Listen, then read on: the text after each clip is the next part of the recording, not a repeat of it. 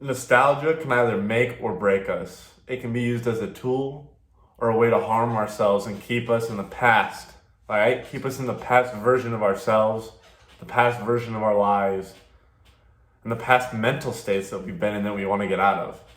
Now, something we all need to understand is that the past, first of all, it doesn't define us. Second of all, it sort of does define us. It's kind of a conundrum, right? Because the past, all those things that you get nostalgic about, all those events that make up your past and your history, all those good and bad things, the personality traits you used to exhibit, the things that you've done, the places you've been, these are not separate from yourself. You still possess these parts of yourself. They are still a part of you.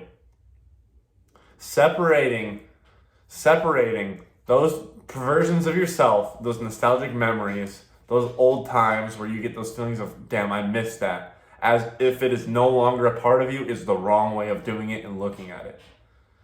It is still a part of you.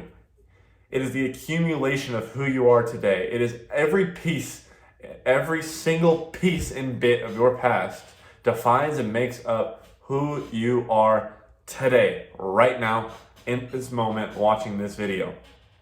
Stop separating these two things. You are a part of your past self. Now, I've struggled with this a lot. Like, nostalgia really gets to me. I'm a very nostalgic person. I get caught up in the nostalgia of music, and certain songs bring me back, and I start to think, damn, I miss that version of myself, and I kind of transition into the past vibe of what I used to be. And I've had to become more conscious and aware and understand that, like, damn, that still is me. Because without that, I wouldn't be the person I am today. I can still bring up those traits and those parts of my past and those memories and those experiences and those learning lessons into present moment activities, actions, daily, encounters. It's still a part of me. And that's the beauty of it. The beauty of the past is that you can never touch it again. It's locked away in a box. But you can always access it as if it is still a part of you, as if those moments are still concurrently happening. This is vital. This is so fucking important, and it's such a beautiful thing, right? Because like I said, a lot of times, most of us, we look at that past, we look at our past, and we reminisce over it. Like, fuck, I wish I was still in 2016 when life was good and it looked like this, and I was this person, I had this person in my life. But in all reality, that version, that place in the space-time continuum in the timeline is still there, still with you. It is you. The past, present, and the future is all you. The gift, the present, right? The gift, the present, is that you get to live in the present. You get to be that past version of yourself while building into a greater present version of yourself, so you can use this present moment as a part of your past too. Because, right, this present moment will become your past. So you need to start living in the moment, appreciating the past and using it for your moment rather than acting like it's a different part of you. And decide what future you want. Decide what parts to move on from and learn from and completely abandon, and what parts to keep. This is important. I've kept parts of myself that are so valuable, like my yearning for learning, right? Just my innate love and curiosity for learning and expanding my mind and becoming better and progressing and accumulating progress in my life, even down to the smallest details. Like, I'm into collecting anything. Like, I don't know what it is, but the accumulation of stuff. I've kept that trait of myself, right? But I've also abandoned traits like anger. You can abandon things if they no longer serve you. The point is to discern that that's not a different version of you, it's the same you.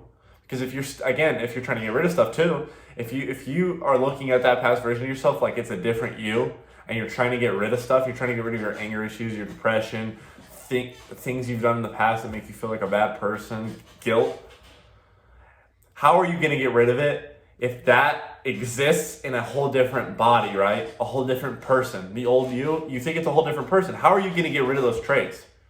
You're going to think it's different, you're going to attach to it and still I don't know the word, inhabit those traits, right? You are still gonna possess those traits. But if you start connecting and being like, that past version of myself yesterday, the day before, 10 years ago, 18 years ago, 25 years ago, 30 years ago, that version is still me. Everything leading up to this moment, every single second of my past self is me, ultimately.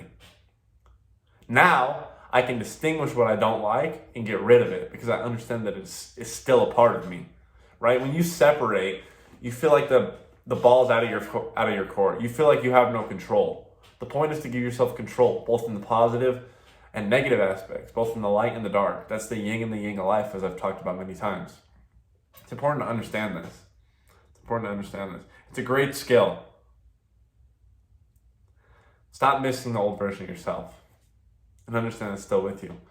Now, it's hard to tell you what practices to use because this is sort of just a touch and feel thing, right? You got to feel for it and understand it, and just meditation helps a lot. It's a practice that you should practice to get a better hold of this. But what I've done is like, I like to go on drives for therapy. So while I'm doing this, like, it's sort of my meditation. I use it as a form of meditation, rather. I'll put on an old song that really hits me in my nostalgic core, like reminiscing core to the fucking bones.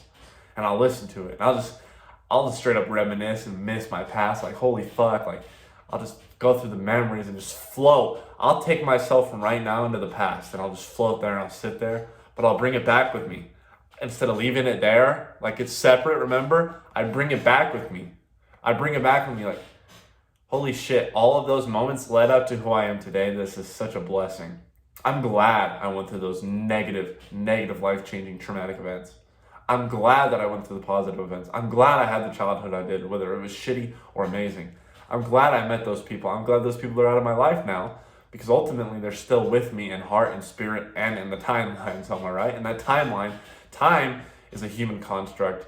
Time is only linear to our eyes, right? So outside of your human perspective, in a higher dimension with God, whatever you want to specify it as, that time is like sort of a loop. So you're right here in the middle, and every part of your past, present, and future is a part of who you are right now. That's so fucking cool. And you can go even farther with this and talk to your future selves. I'm not going to get into that in this video. It's a pretty fucking crazy experiment. Basically, I'll give you the fucking highlights. You start talking to your past self. So if I'm today, I'm going to talk to myself of January 31st. Like, hey baby, January 31st, this is going to happen today.